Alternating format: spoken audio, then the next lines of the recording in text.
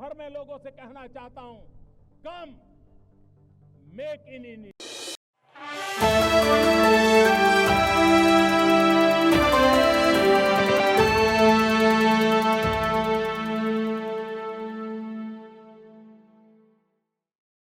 की एक बहुत बड़ी शक्ति भी है और शिक्षकों को आशीर्वचन के लिए खड़ा होना ये पाप है, तो मैं ऐसा पाप करना नहीं चाहता हूं। मैं आपसे संवाद जरूर करना चाहूंगा। मेरे लिए बहुत अच्छा ये एक्सपीरियंस था कि आप सबको, वैसे तो सबको मुझे, क्योंकि आपके हर एक की एक स्टोरी होगी, हर एक के अपना जीवन में, क्योंकि उसके बिना यहां तक पहुंचे नहीं होंगे, लेकिन उतना समय निकालना मुश्किल होता है। लेकिन जितना भी मुझे आप सबसे कुछ जानने का अवसर मिला वो बहुत ही प्रेरक है और मैं इसके लिए आप सबको बहुत बहुत बधाई देता हूं। देखिए, राष्ट्रीय पुरस्कार पाना अपने आप में कोई अंत नहीं है। अब सबका आपके पर ध्यान है, अवार्ड के बाद सबका ध्यान है। इसका मतलब कि आपकी रीच बहुत बढ़ गई है। पहले जो आपका इन्फ्लुएंस का एरिया होगा या कमांड एरिया होगा, वो अब इस अवार्ड के बाद बहुत बढ़ सकता है। मैं मानता हूं कि शुरुआत यहां से होती है, मौका ले लेना चाहिए। आपके पास जो है, जितना ज्यादा परोस सकते हैं परोसना चाहिए, और मैं मानता हूं आपका सेटिस्फेक्शन लेवल बढ़ता ही जाएगा। तो उस दिशा में प्रयास करना चाहिए। इस पुरस्कार के लिए आपका चयन आपके परिश्रम, आपकी निरंतर साधना का एक प्रकार से प्रमाण है, तभी तो ये सब संभव होता है। और एक शिक्षक सिर्फ वर्तमान नहीं होता है, बल्कि देश की भावी पीढ़ी को भी वो गढ़ता है, वो भविष्य को निखारता है। और मैं समझता हूं कि ये भी देश सेवा की श्रेणी में किसी भी प्रकार से, किसी की भी देश सेवा से कम नहीं है।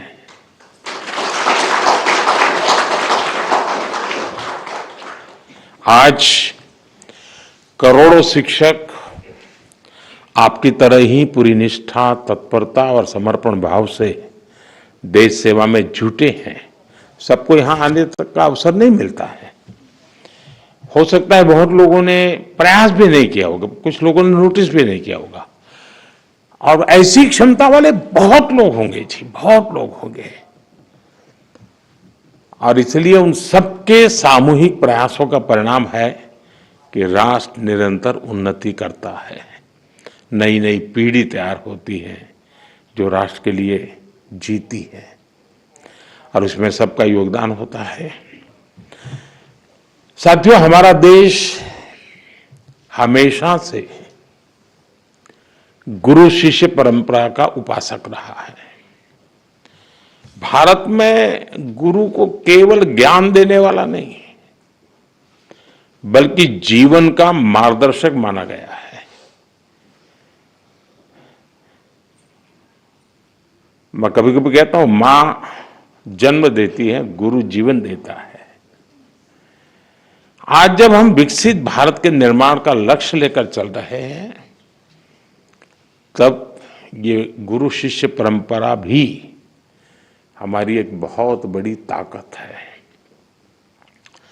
आप जैसे शिक्षक इस श्रेष्ठ परंपरा के प्रतीक है। आप नई पीढ़ी को सिर्फ अक्षर ज्ञान ही नहीं, बल्कि राष्ट्र के लिए जीने की सीख भी दे रहे हैं। आपके मन में कहीं ना कहीं भाव रहता है कि जिस बच्चे के लिए मैं समय खपा रहा हूं, हो सकता है वो देश के लिए कहीं काम आ जाए। और इस सारे पुरुषार्थ के लिए मैं आप सबका अभिनंदन करता हूं। साथियों, शिक्षक एक मजबूत देश, एक सशक्त समाज की बुनियाद होते हैं।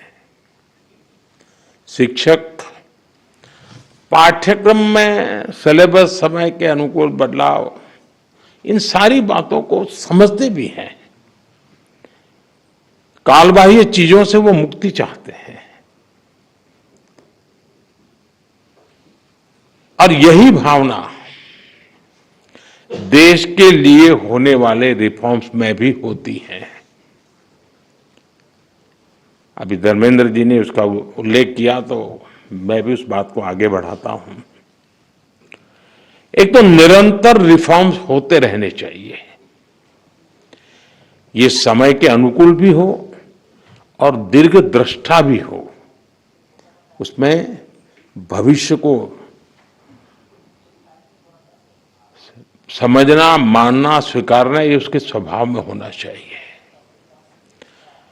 और जहां तक इस सरकार का कमिटमेंट है, हम पूरी तरह इसके लिए कमिटेड हैं, क्योंकि हम मानते हैं कि समयानुकूल परिवर्तन के बिना हम आज की वैश्विक परिस्थिति में हमारे देश को जो स्थान का उसका हक है, वो हक नहीं दिला सकते हैं। और साथियों, मैंने लाल किले से इस बार 15 अगस्त को कहा था कि भारत को आत्मनिर्भर बनाने के लिए नेक्स्ट जनरेशन रिफॉर्म करना बहुत जरूरी है। मैंने देशवासियों से भी ये वादा किया था कि इस दिवाली और छठ पूजा से पहले खुशियों का डबल धमाका होगा। अब आप लोग तो यहां 2 दिन से ये सब जगह अब आपका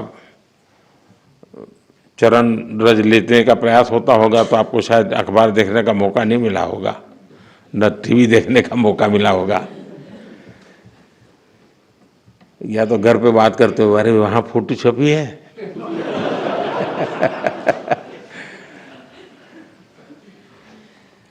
खैर, जिस भावना को लेकर हम चल रहे हैं, उसी भावना पर चलते हुए कल भारत सरकार ने राज्यों के साथ मिलकर के एक बहुत बड़ा निर्णय किया है और बहुत महत्वपूर्ण निर्णय है। अब जीएसटी और भी ज्यादा सिंपल हो गया है, सरल हो गया है। जीएसटी के मुख्यतः 2 ही रेट रह गए हैं, 5% और 18%, 5% और 18%। और 22 सितंबर सोमवार, जब नवरात्र का पहला दिन है, और ये सारी चीजों का मातृशक्ति को संबंध तो बहुत ही रहता है, और इसलिए नवरात्रि के इस प्रथम दिवस पर जीएसटी का जो एक रिफॉर्म वर्जन है, नेक्स्ट जनरेशन रिफॉर्म किया हुआ, वो लागू हो जाएगा।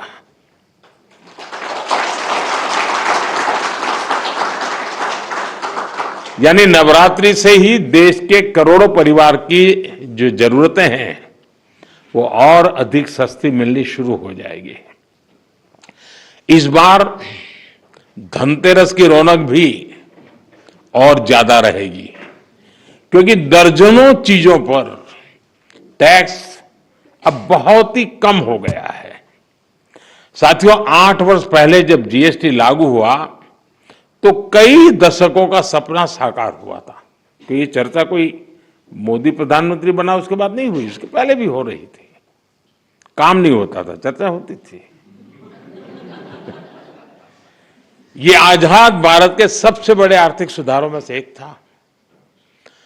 तब देश को अनेकों तरह के टैक्स के जाल से मुक्ति दिलाने का एक बहुत बड़ा काम हुआ था।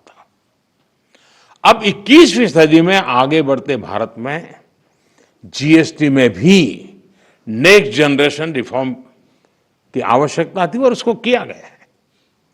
मीडिया के कुछ साथी इसको जीएसटी 2.0 के रूप में कह रहे हैं, लेकिन असल में ये देश के लिए सपोर्ट और ग्रोथ की डबल डोज है। डबल डोज यानी एक तरफ देश के सामान्य परिवार की बचत और दूसरी तरफ देश की अर्थव्यवस्था को नई मजबूती। नए जीएसटी रिफॉर्म से देश के हर परिवार को बहुत बड़ा फायदा होगा।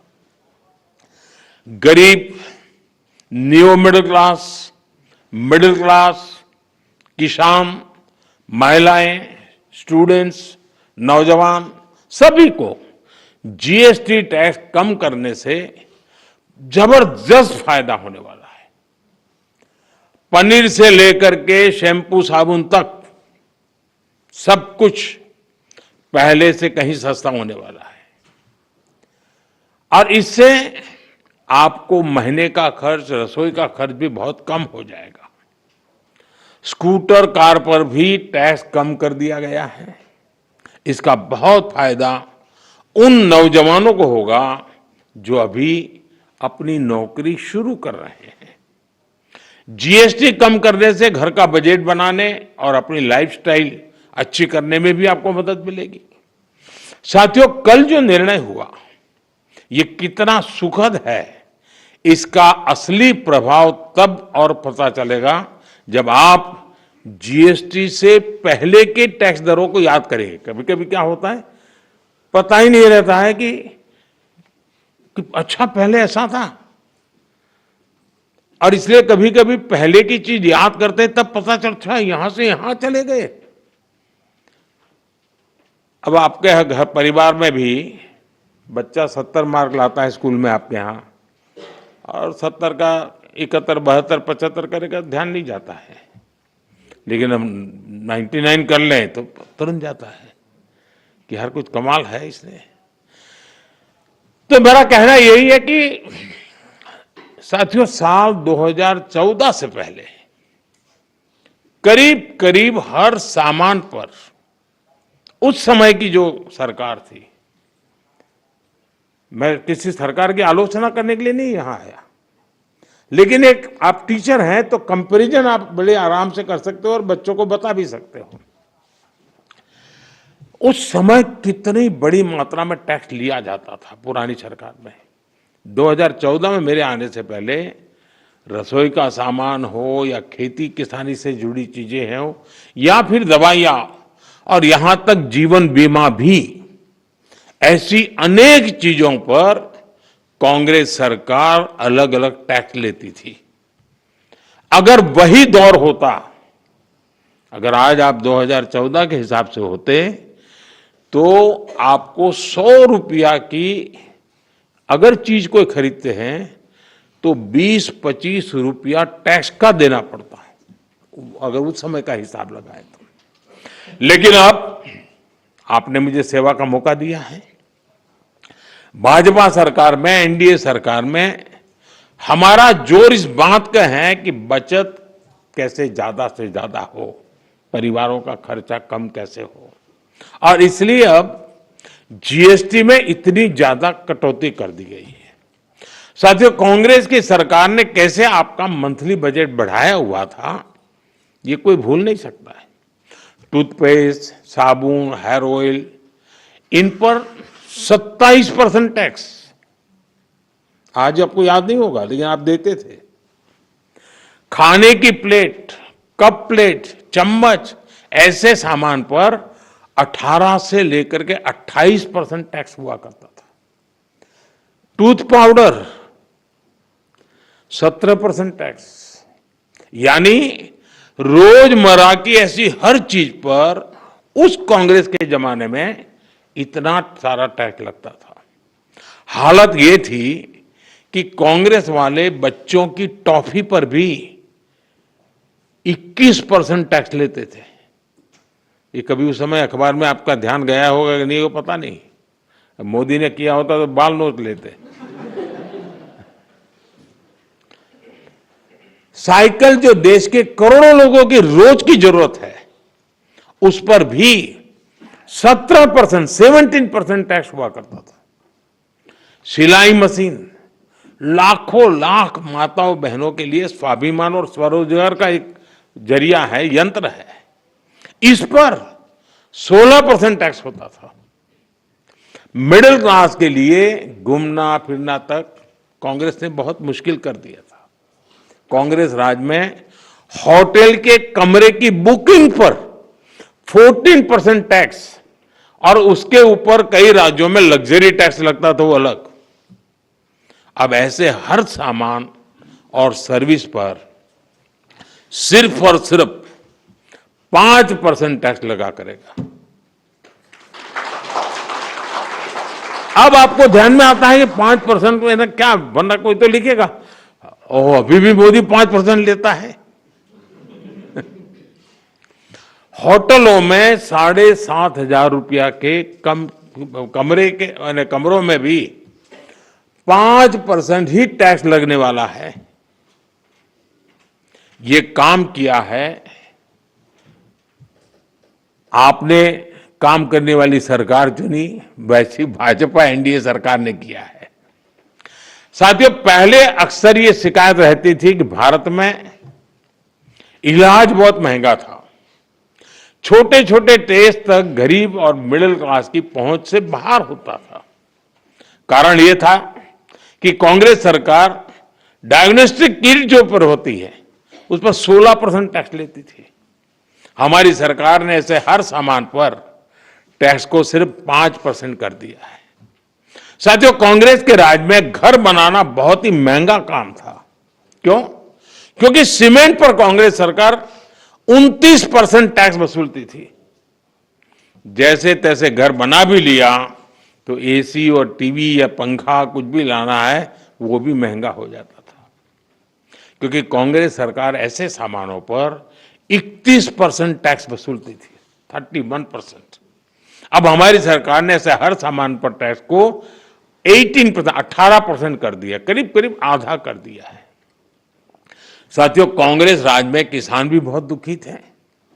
2014 से पहले किसान की खेती लागत अधिक थी और लाभ बहुत कम था। कारण यह था कि खेती किसानी के सामान पर भी कांग्रेस सरकार बहुत अधिक टैक्स वसूलती थी। ट्रैक्टर हो या सिंचाई के उपकरण हो, हाथ के औजार हो, पंपिंग सेट्स हो, ऐसे उपकरणों पर 12 से 14% तक टैक्स लिया जाता था। अब ऐसे अनेक सामानों पर जीएसटी 0 या 5% कर दिया गया है। साथियों, विकसित भारत का एक और स्तंभ है हमारी युवा शक्ति। हमारे नौजवानों को ज्यादा रोजगार मिले, जो छोटे मोटे बिजनेस में हैं उनको आसानी हो, ये भी सुनिश्चित किया गया है। हमारे जो ऐसे सेक्टर हैं जिसमें सबसे ज्यादा लेबर लगती है, उनको जीएसटी की कम दरों से बहुत बड़ा सहारा मिलने वाला है। टेक्सटाइल हो, हैंडीक्राफ्ट हो, लेदर हो, इसमें काम करने वाले साथी, इस बिजनेस से जुड़े साथियों को बड़ी मदद मिली है। इसके साथ साथ कपड़ों और जूतों की कीमतों में भी बहुत कमी आने वाली है। हमारे स्टार्टअप्स, एमएसएमई, छोटे व्यापारी, कारोबारियों के लिए टैक्स तो कम हुआ ही है, साथ ही कुछ प्रक्रियाओं को भी सरल किया गया है। इससे उनकी सहूलियत और बढ़ेगी। साथियों, नौजवानों को एक और फायदा फिटनेस के सेक्टर में भी होने वाला है। जिम, सैलून, योगा जैसी सर्विसेज पर टैक्स कम किया गया है। यानी हमारा नौजवान फिट भी होगा और हिट भी होगा। और मैं आपको याद दिला दूं, सरकार आपकी फिटनेस के लिए इतना कुछ कर रही है, तो एक बात मैं बार बार कहता हूं, अब तो ऐसे लोग हैं डेली 200 लोगों से बात करते हैं आप लोगों को मेरी बात जरूर बताइए कि मोटापा हमारे देश के लिए बहुत चिंता का विषय है। इसलिए खाने का तेल 10% कम करने से शुरुआत करें। मोहम्मद जी, आप मेरा एम्बेसडर बन जाइए।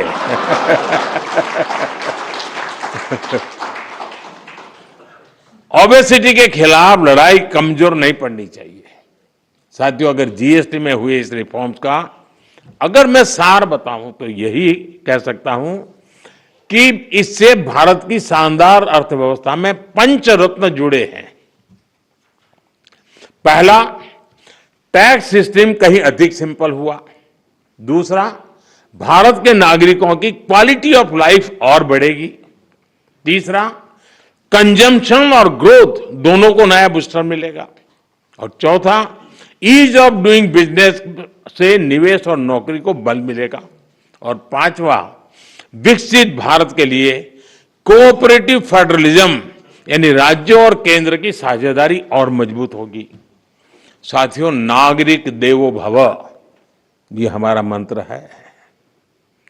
इस वर्ष सिर्फ जीएसटी में ही कमी नहीं की गई, इनकम टैक्स में भी बहुत कम किया गया है।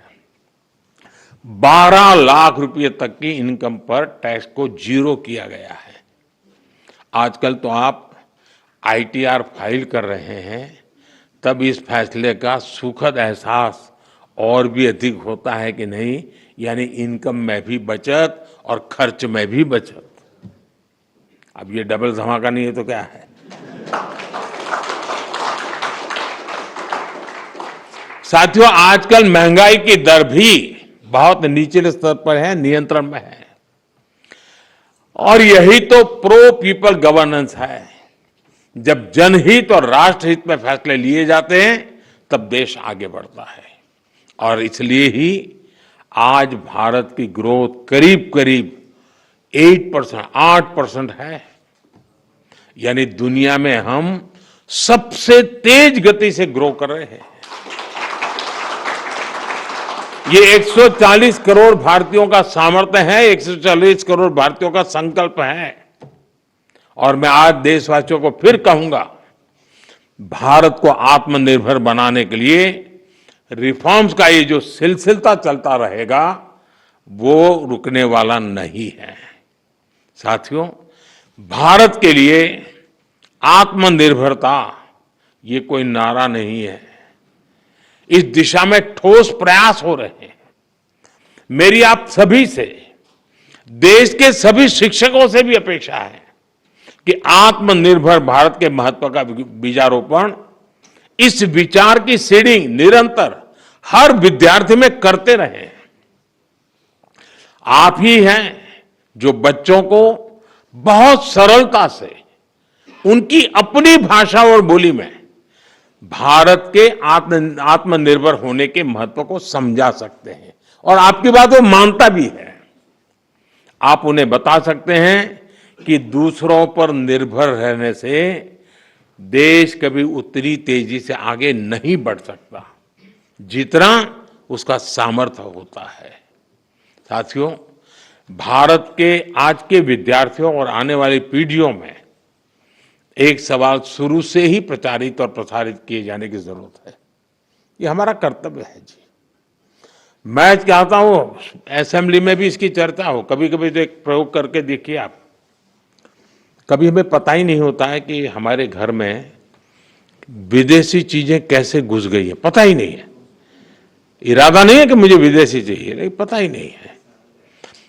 बच्चे परिवार में बैठ करके एक सूची बनाएं कि सुबह उठने से दूसरे दिन सुबह तक उपयोग में आने वाली कितनी चीजें विदेशी हैं, उसे पता ही नहीं है।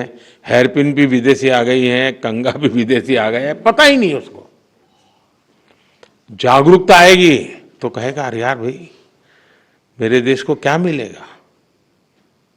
और इसलिए मैं मानता हूं कि आप पूरी नई पीढ़ी को आंदोलित कर सकते हैं। जो काम महात्मा गांधी जी ने किसी समय हमारे लिए छोड़ा है, अब पूरा करने का सौभाग्य हमें मिला है। और मैं चाहता हूं कि हम लोगों ने करना चाहिए। और मैं बच्चों के सामने हमेशा एक बात उनको प्रेरित करते हुए कहता रहूं, मैं ऐसा क्या करूं जिससे मेरे देश की किसी न किसी आवश्यकता की पूर्ति हो। यह चीज है मेरे देश में नहीं है, नहीं मैं करूंगा, मैं कोशिश करूंगा, मैं मेरे देश में लाऊंगा। अब आप कल्पना कीजिए, हमारे देश में आज भी 1 लाख करोड़ रुपया का खाने का तेल बाहर से लाना पड़ता है। खाने का तेल। हम कृषि प्रधान देश हैं। या तो हमारी लाइफस्टाइल, या हमारी आवश्यकताएं, या हमारी मजबूरियां, तो ऐसी बहुत सी चीजें हैं। देश को आत्मनिर्भर बनाना ही पड़ेगा। अब 1 लाख करोड़ रुपया बाहर जाता है, वो यहीं रहता तो कितने स्कूल के बिल्डिंग बन जाते हैं, कितने बच्चों की जिंदगी बन जाती है। और इसलिए आत्मनिर्भर भारत की बात को हमने अपना जीवन मंत्र बनाना पड़ेगा और हमने नई पीढ़ी को उसके लिए प्रेरित करना पड़ेगा और देश की आवश्यकता के साथ खुद को जोड़ना चाहिए। ये बहुत जरूरी है। ये देश ही है जो हमें कहां से कहां पहुंचाता है। ये देश ही है जो हमें इतना कुछ देता है। इसलिए हम देश को क्या दे सकते हैं, देश की किस जरूरत को पूरा कर सकते हैं, ये हर विद्यार्थी के मन में, हमारी नई पीढ़ी के मन में जरूर रहना चाहिए। साथियों, आज भारत के स्टूडेंट्स में इनोवेशन के प्रति, साइंस और टेक्नोलॉजी के प्रति नया रुझान पैदा हुआ है। इसमें बहुत बड़ी भूमिका चंद्रयान की सफलता ने निभाई है। चंद्रयान ने देश के बच्चों को साइंटिस्ट बनने के लिए, इनोवेटर बनने के लिए प्रेरित किया। अभी हमने हाल ही में देखा, स्पेस मिशन से लौटे ग्रुप कैप्टन शुभांशु शुक्ला जब अपने स्कूल पहुंचे तो कैसे पूरा वातावरण बदल चुका। शुभांशु की इस उपलब्धि में उनके शिक्षकों का योगदान जरूर रहता है, तभी तो होता है। यानी शिक्षक नौजवानों को सिर्फ पढ़ाते ही नहीं है, उन्हें गढ़ते हैं, एक दिशा दिखाते हैं। साथियों, आपके इस प्रयास को अब अटल इनोवेशन मिशन और अटल टिंकरिंग लैब से भी मदद मिल रही है। अब तक देश में 10,000 अटल टिंकरिंग लैब बन चुकी हैं। देश ने 50,000 नई अटल टिंकरिंग लैब्स को बनाने का निर्णय लिया है। इस पर भी तेजी से काम चल रहा है। इन लैब्स में भारत के नौजवान पीढ़ी को इनोवेशन का हर मौका मिले, ये आप सभी शिक्षकों के प्रयासों से ही होने वाला है। साथियों, एक तरफ हमारी सरकार इनोवेशन पर युवाओं को डिजिटल एम्पावर करने पर बल दे रही है, दूसरी तरफ डिजिटल दुनिया के जो दुष्प्रभाव है उनसे भी हमारी नई पीढ़ी को, हमारे स्कूल के बच्चों को, हमारे स्टूडेंट्स को, हमारे परिवार के बच्चों को, हमें उनको बचाना होगा। उनकी हेल्थ और प्रोडक्टिविटी बढ़ाने पर भी बल देना ये हम सबका सामूहिक कर्तव्य है। आपने अभी देखा होगा कि अभी पार्लियामेंट का जब सत्र चल रहा था तो हमने ऑनलाइन गेमिंग से जुड़ा एक कानून बनाया है। अब ये सब शिक्षकों को पता होना चाहिए। गेमिंग एंड गैम्बलिंग, दुर्भाग्य ऐसा है कि कहते तो गेमिंग है लेकिन हो जाता है जुआ।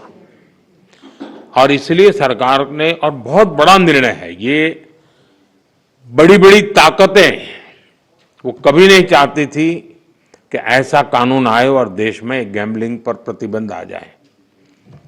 लेकिन आज एक ऐसी सरकार है जिसमें पॉलिटिकल विल है और जिसके दिल में देश के उज्जवल भविष्य की चिंता है, बच्चों के भविष्य की चिंता है। और इसलिए हमने ऐसे किसी भी दबाव की परवाह किए बिना, किसको क्या लगेगा, किसको क्या नहीं लगेगा, इसकी परवाह किए बिना गेमिंग के संबंध में, ऑनलाइन गेम्स के संबंध में कानून लाए हैं। ऐसे अनेक ऑनलाइन गेम्स थे जिनसे हमारे स्टूडेंट्स प्रभावित हो रहे थे। पैसों के खेल चलते थे, ज्यादा कमाने के इरादे से लोग पैसे डालते थे।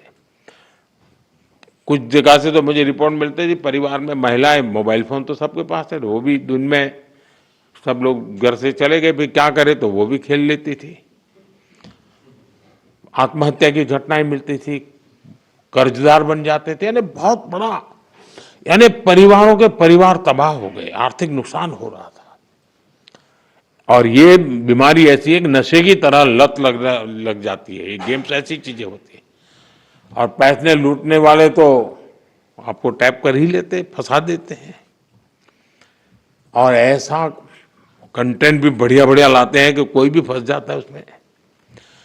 और सब परिवारों के लिए चिंता का विषय बन गया था।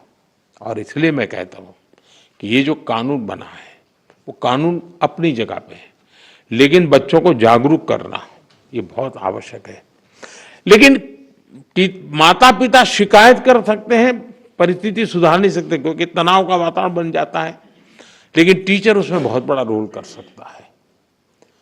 हमने कानून तो बना दिया है और पहली बार हमने तय भी किया है कि बच्चों के सामने इस तरह का हानिकारक कंटेंट नहीं आएगा। मैं आप सभी टीचर से भी आग्रह करूंगा कि इसको लेकर अपने विद्यार्थियों में जागरूकता जरूर पैदा करें। लेकिन इसमें 2 विषय हैं। गेमिंग वो बुरा नहीं है, गैम्बलिंग बुरा है, जिसमें पैसे नहीं है।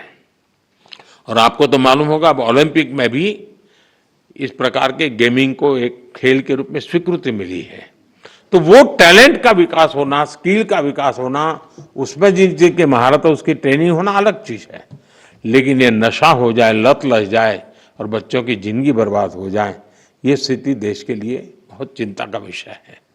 साथियों, हमारी सरकार का प्रयास है कि हमारे नौजवान गेमिंग के सेक्टर में ग्लोबली अपनी प्रेजेंस बढ़ाएं।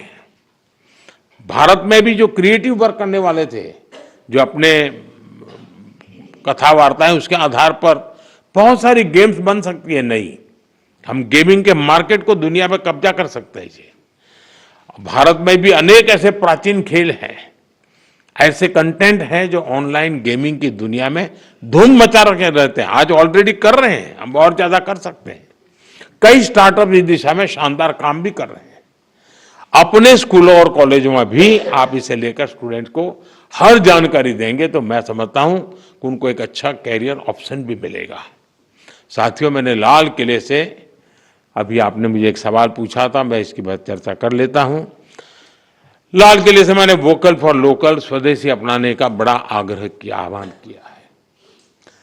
स्वदेशी यानी जो कुछ भी हमारे देश में पैदा होता है, जो हमारे देश में बनता है, वो चीजें जिसमें मेरे देशवासियों के पसीने की महक है, वो चीजें जो मेरे देश की मिट्टी की सुगंध जिसमें है, वो मेरे लिए स्वदेशी है।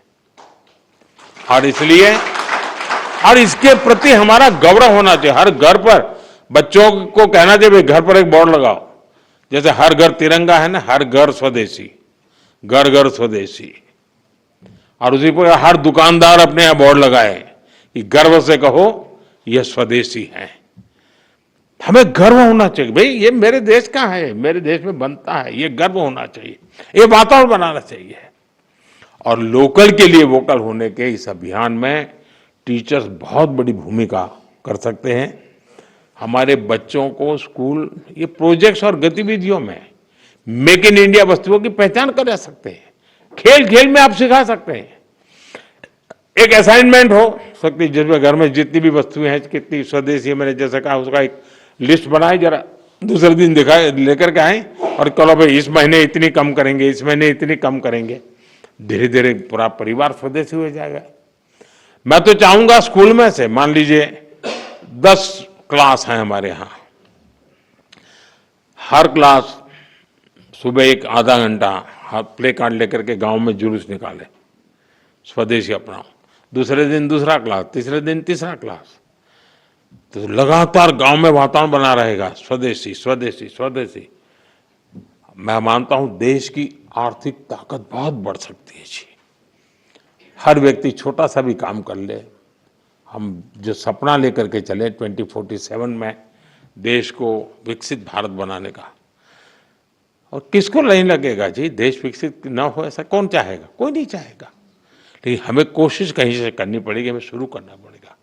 साथियों, हम स्कूलों में अलग अलग तरह के उत्सव भी बनाएं, उस उत्सव में भी स्वदेशी की बात ला सकते हैं। हमने देखना चाहिए कि इनमें हम क्या भारतीय उत्पादों को साज सज्जा के लिए उपयोग में लाते हैं। आर्ट क्राफ्ट, आज में स्वदेशी सामग्री का इस्तेमाल एक वातावरण बन जाना चाहिए। ये बच्चों में बचपन से स्वदेशी की भावना बढ़ाएगा। साथियों, स्कूलों में हम ऐसे कई डे मनाते हैं, स्वदेशी डे भी मनाएं, स्वदेशी वीक भी मनाएं, लोकल प्रोडक्ट का डे मनाएं। यानी हम एक कैंपेन के रूप में इस चीजों को अगर चलाएं, आप इसका नेतृत्व करें, आप समाज को नए रंग रूप से सजने के लिए एक बहुत बड़ा कंट्रीब्यूशन कर सकते हैं। और जहां बच्चे अपने परिवार से कोई लोकल वस्तु लाए और उसकी कहानी बताएं, ऐसा भी एक वातावरण बन सकता है। जो चीजें कहाँ बनी, किसने बनाई और देश के लिए उसका महत्व क्या है, इस पर चर्चा होनी चाहिए। जो लोकल मैन्युफैक्चरर्स हैं, जो पीढ़ियों से कुछ ना कुछ हस्तशिल्प बना रहे हैं, ऐसे परिवारों के साथ बच्चों का मेल मिलाप हो, या उनको स्कूलों में बुलाकर उनकी बातें सुनने का एक कोई कार्यक्रम बनाया जाए। बच्चे बर्थडे मनाते हैं तो उसके अंदर भी इस प्रकार की चीजों को जब गिफ्ट देते हैं, तो मैं समझता हूं मेड इन इंडिया का एक वातावरण बने। कहते से गर्व से कहे, भाई देखिए मेड इन इंडिया है, मैं तुम्हारे लिए खास लाया। कुल मिलाकर मेड इन इंडिया को हमें अपने जीवन का आधार बनाना है, अपना दायित्व समझकर आगे बढ़ना है। और इससे युवाओं में देशभक्ति, आत्मविश्वास और डिग्निटी ऑफ लेबर, ये जो वैल्यूज हैं, वो स्वाभाविक रूप से समाज जीवन का हिस्सा बन सकते हैं। इससे हमारे नौजवान अपनी सफलता को राष्ट्र की प्रगति से जोड़ेंगे। ये विकसित भारत बनाने की सबसे बड़ी जड़ी बूटी है। मुझे विश्वास है कि आप सभी एक शिक्षक के रूप में राष्ट्र निर्माण के इस बड़े मिशन कर्तव्य भाव से जुड़ेंगे और इस देश को सामर्थ्यवान बनाने के काम को आप ही अपने कंधे पर उठाएंगे, तो निश्चित हमें जो परिणाम चाहिए वो परिणाम मिलेगा। आप सबको फिर से एक बार इस महत्वपूर्ण अवसर पर राष्ट्रीय पुरस्कार प्राप्त हुए, मैं बहुत बहुत बधाई देता हूं। और जो काम आप लोग हमेशा करते हैं, वो काम आज मैं कर रहा हूं।